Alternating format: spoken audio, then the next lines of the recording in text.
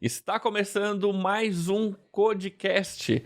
Episódio de hoje sobre o empresário centralizador.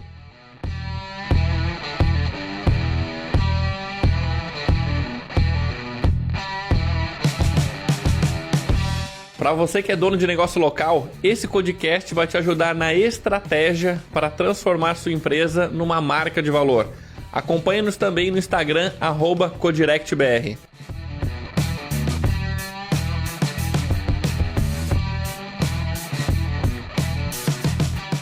Seja bem-vindo, Tavo. Seja bem-vindo, Evandro. Inclusive, a gente vai falar várias coisas que pessoas centralizadoras fazem. Vamos debater um pouco sobre isso, os pontos positivos, os pontos negativos, as oportunidades que você pode enxergar no meio do caminho. E eu acho que vai acontecer muita coisa legal hoje. Exatamente. Inclusive, esse episódio é inspirado num cliente especial nosso. Não tô brincando, não vou citar nomes, mas são vários. Mas foi. Mas foi. Uma conversa agora, antes de começar aqui o episódio, a gente mudou o tema, porque isso acontece muito. É muito comum do empresário pensar, só eu faço isso muito bem feito, e ele se torna centralizador, estressado, cansado. Perfeito. E o resultado fica aquém daquilo que poderia ser. Maravilha? É isso por aí, né? Não, é muito louco porque, assim, ele não se dá conta, né? A gente aplica uma ferramenta chamada Farol, ferramenta que a gente se inspirou no EAG, e a gente aplica ela com os nossos clientes para mostrar o quão improdutivo ele é na rotina dele, né? Para quem não conhece a ferramenta do Farol. Quão improdutivo ele era. Não, porque, assim, a maioria desses caras que eles são centralizadores, eles fazem coisas que não deveriam estar fazendo. Uhum. Essa é a grande verdade. O Farol, só para ilustrar rapidamente, você tem luz verde, luz amarela e luz vermelha. Luz vermelha você tem que parar imediatamente ou delegar imediatamente. Amarela você tem que ter um ponto de atenção e verde você tem que intensificar. A coisa mais comum nos caras que são centralizadores é fazer um monte de coisas que estão vermelhas e amarelas. E dessas amarelas que são pontos de atenção, ele não deveria estar fazendo a maioria delas. Exatamente. Então, o Farol, basicamente, você pega lá a sua semana, tudo que você faz todos os dias, tá separado por horário, e aí você vai classificar baseado em resultado para a empresa e baseado no seu nível de habilidade única para realizar aquilo, quanto você é bom fazendo aquilo. Perfeito. E aí, baseado nisso, dá uma nota lá que aí gera ou atividades vermelhas, amarelas ou verdes. Então, a grande verdade é que a maioria está sendo improdutivo, está sendo mais ocupado do que produtivo. Perfeito. E aí, ele acha que as coisas, que o mundo tem que se adequar à produtividade dele. Não é assim que funciona, né? Não, e na verdade o que está por trás da centralização, né, que é o tema desse podcast, geralmente é o medo de não dar certo. E se der errado, né? Uma das frentes de negócio que a gente está desenvolvendo, a pessoa que está à frente dessa frente, ele falou assim, tá, mas Gustavo, se eu não fizer isso, o cliente XPTO, ele vai falar tal e tal coisa e pode ser que ele saia. Eu falei, sim, pode ser que ele saia. E se você continuar centralizando, isso vai te sobrecarregar cada vez mais, você vai dar menos atenção a marketing e vendas, e com certeza aquele cliente vai sair, ou você vai criar uma relação de codependência com ele, e o seu negócio nunca vai prosperar. Você não vai ultrapassar essa faixa de clientes que você tem hoje, porque a sua saúde já está no limite, o seu tempo já está no limite, sua disposição e energia já está no limite, e nada... Se alguma vírgula sair do lugar, esse cara tá fudido. Exatamente isso, porque como eu vejo do 0 a 1, ou seja, de quando ele tinha nada na empresa dele até quando ele chegou no faturamento atual, no nível atual da empresa dele, eu falo do 0 a 1, ele foi muito mão na massa, fazendo acontecer, sendo bem elogiado pelos clientes, pelo atendimento, pelo tempo de resposta, por tudo, e ele criou um nível, um padrão na cabeça dele que às vezes demorou anos para ele chegar naquilo, e ele quer que a pessoa que vai substituir ele no primeiro mês faça tão bem quanto ou melhor do que ele. Sim.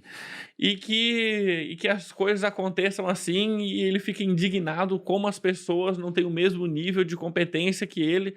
Só que ele esquece também, a pessoa, o empresário, ele tende a suprimir na cabeça dele os erros que ele também já cometeu com os clientes. Perfeito, perfeito. Então, assim, com certeza, eu já cometi erro com cliente, o Otávio já cometeu erro com cliente, todo mundo já cometeu. Não, eu sou impecável. Todo mundo já cometeu erro e aprendeu. Só que, como era o teu próprio negócio, ninguém te cobrou em relação a isso, foi só uma autocobrança. Você não foi punido. Não foi punido por isso e assim por diante. Então eu vejo, primeiro tem essa exigência fora do comum em alguém que vai começar a te substituir numa determinada atividade, né? Não, e eu acho que tem uma média aí de que a gente avaliou, sei lá, contratando, treinando, etc., mais de, sei lá, tranquilamente mais de 100 pessoas. Não, muito mais que isso. Mais de 200? Mais de 200, eu acho. Pessoas do nosso time, Isso, do nosso time. O que a gente percebeu? Pessoas para função operacional simples, em 3 meses de treinamento, acompanhamento, supervisão, feedback, melhoria contínua, em 3 meses essa pessoa está minimamente apta a dar sequência àquela atividade. Tá? Fazer com o mínimo de erros possível. 3 meses numa função operacional simples. Numa função de liderança, que é uma função de responsabilidade, e principalmente as lideranças multidisciplinares, aquelas pessoas que têm várias, por exemplo, a gente hoje aqui tem a figura da Paula, que é uma liderança multidisciplinar, né? Que tem o Guga, que é videomaker, tem o Luiz Gabriel, que é diretor de arte, e por aí vai. 2 anos para a pessoa se amadurecer na função de fato. Entendeu? Então tem esse gap de 3 meses a 2 anos, tendo a mesma consistência de treinamento, supervisão, feedback, rotina de gestão, olhar para indicadores, criar plano de ação, lapidar esse profissional. Então, a pessoa que centraliza, ela não leva em consideração esse prazo. Ela cria, como o Evandro falou, uma expectativa irreal em cima da criatura que está ali tocando. Outra expectativa irreal, você está batendo nesse ponto do treinamento, é que ele acha que as pessoas vão vir prontas.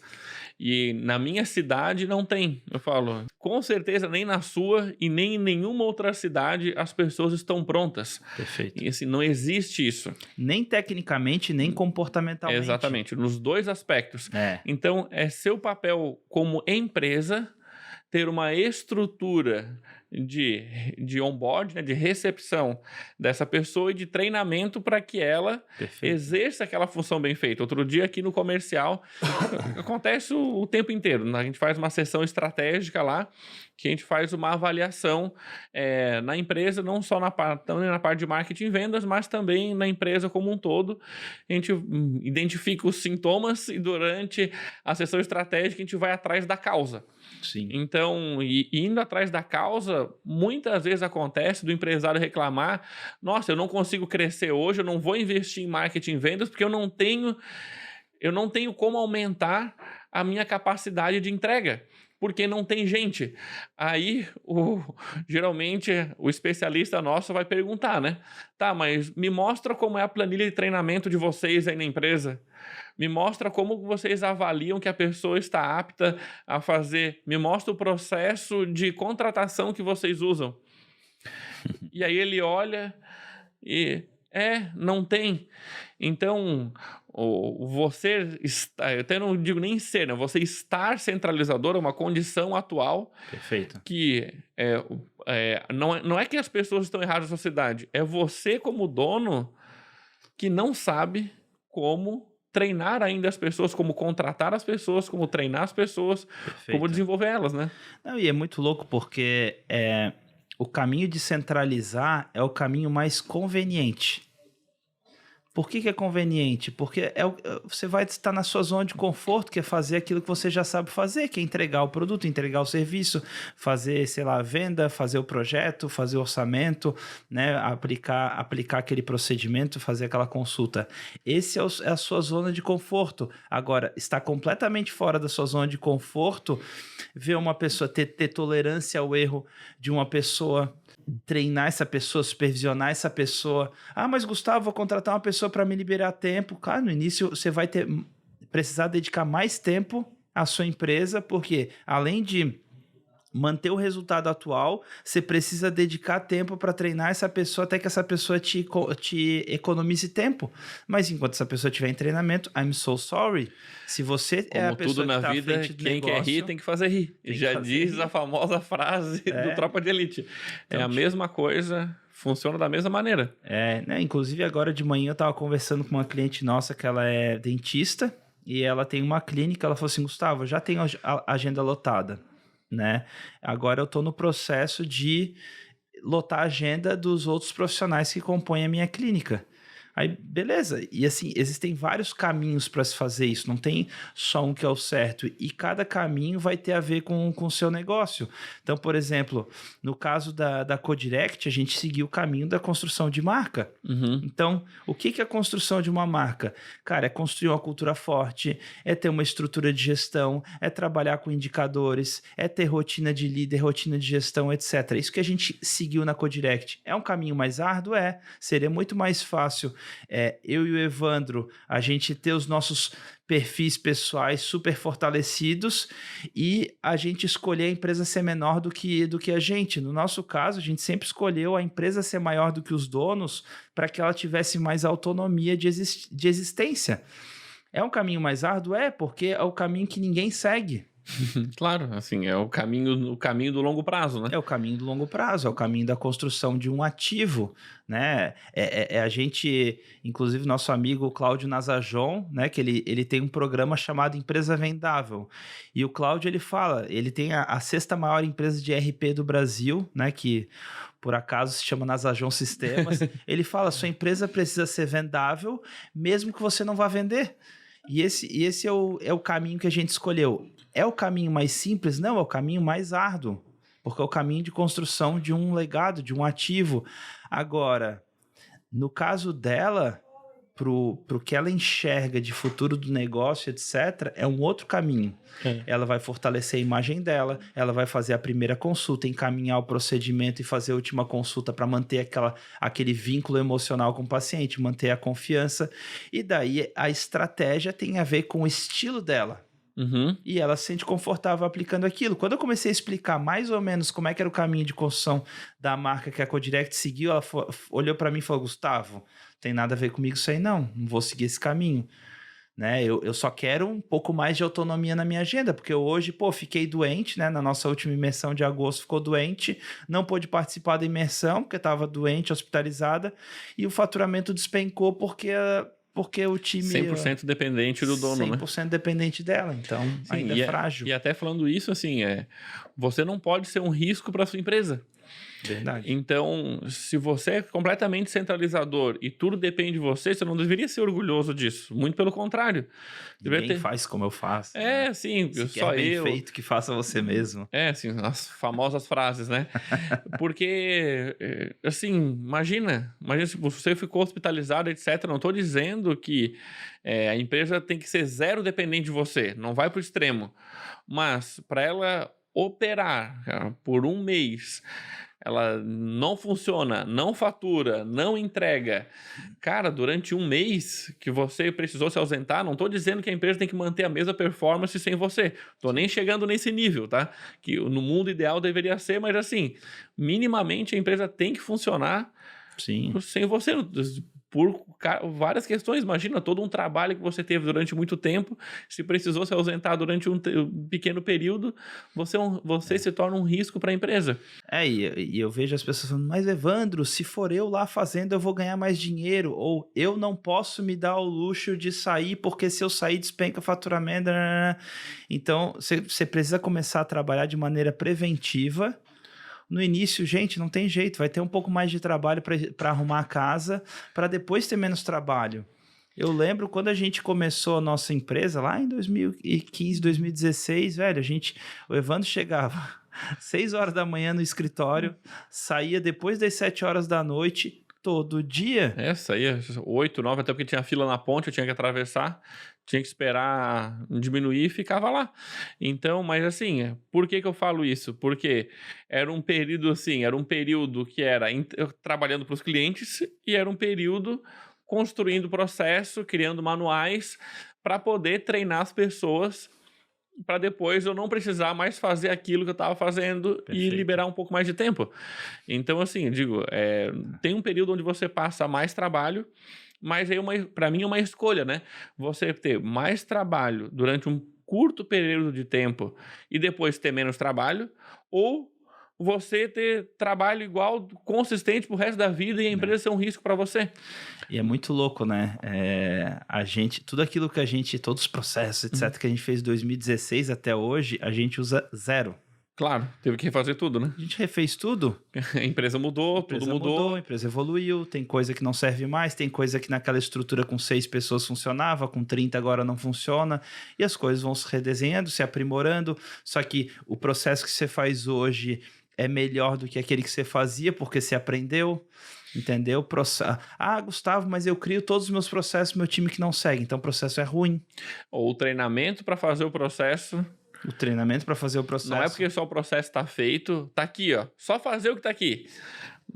Mas é óbvio, Evandro. Eu sei que é óbvio, mas o óbvio precisa ser dito. Precisa ser explicado, precisa ser treinado, precisa ter feedback. É assim mesmo que funciona. Respira fundo e continua. Sim. Tava falando com a Flávia ontem. Mas, Evandro, se eu fosse escrever esse post, ela disse, mas não fui eu dei o feedback no conteúdo. Ela disse, mas não fui eu que fiz. Eu falei, eu sei, mas você tem que dar o feedback e tem que ficar bom. Você é responsável. Você é responsável. Nossa, se eu fosse eu, já tinha feito isso aí muito mais rápido. Eu falei, eu sei. Eu sei disso. Mas você vai ficar fazendo isso pro resto da vida? Ela assim, não, então é isso mesmo, só respira e continua, mas eu já falei isso, mas respira e fala de novo.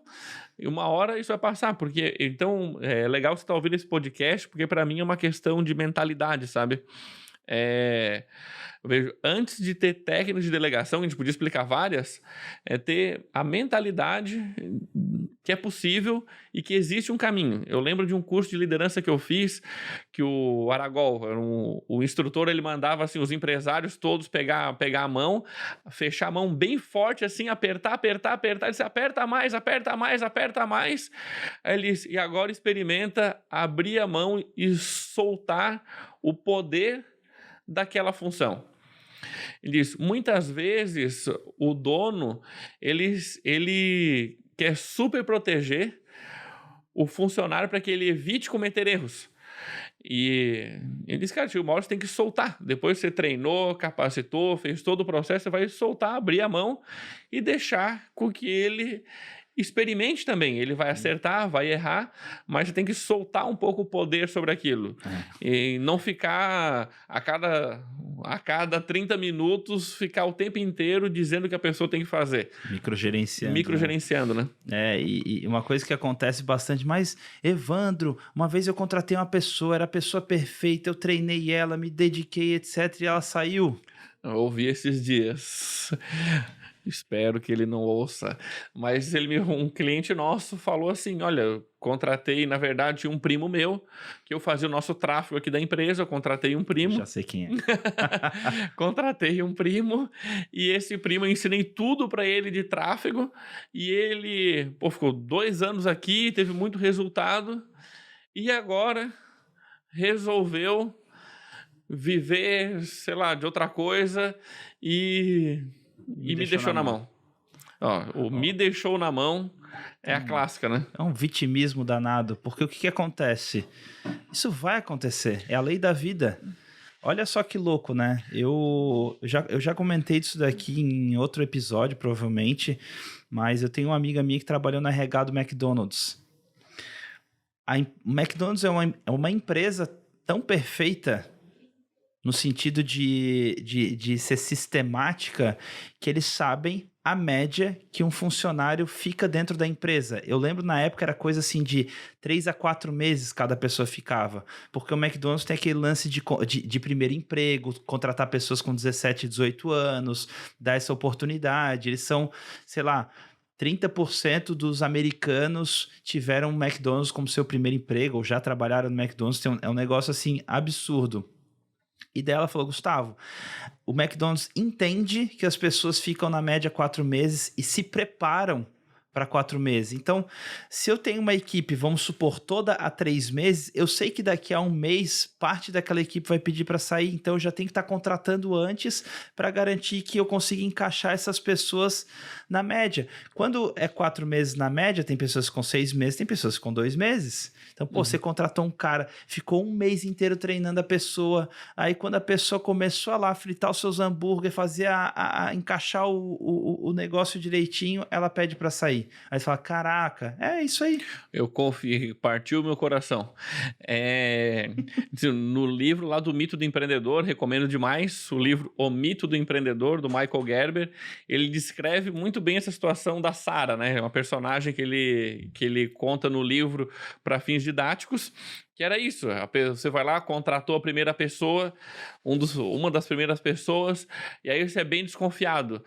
Só que chega uma hora que a pessoa começa a te economizar tempo e começa a resolver várias coisas que você não gosta de fazer, e aí você vai trazendo mais coisas para ela resolver. Não, agora eu já estou 100% confiante. Agora já estou no estratégico, Evandro. Já estou no estratégico. Esse vale a pena um outro episódio, né? O que é estar no estratégico, né? Porque a maioria delargou a empresa na mão de alguém. E acha que está no estratégico. E acha que está no estratégico, saiu viajar, fazer hobby, etc. E aí deixou a mão na empresa E aí, de repente, aquela pessoa que se delegou um monte de coisa na mão dela, ela pede para sair. Ela já faz, inclusive, um monte de coisa que você nem sabe o que é que ela faz. E aí você vai estar completamente perdido no que você vai fazer. E tem vezes que ela vai dizer, amanhã eu já nem venho. E aí você entra num desespero. Então, qual que é a saída para isso? Você tem que ter os processos e os treinamentos para aquela função bem feitos.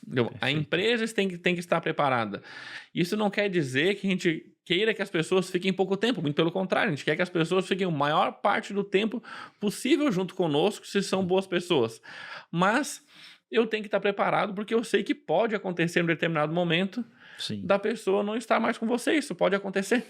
É isso aí. E é muito louco, porque a maioria dos empresários que provavelmente estão escutando a gente, olhando para isso, eles têm um perfil que a gente chama de perfil mais artístico.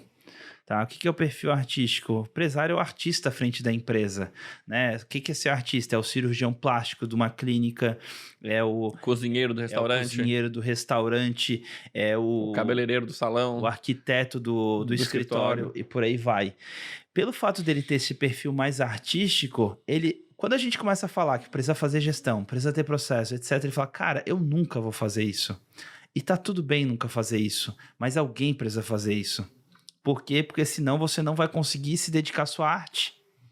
Entendeu? E daí você sempre vai viver naquela loucura.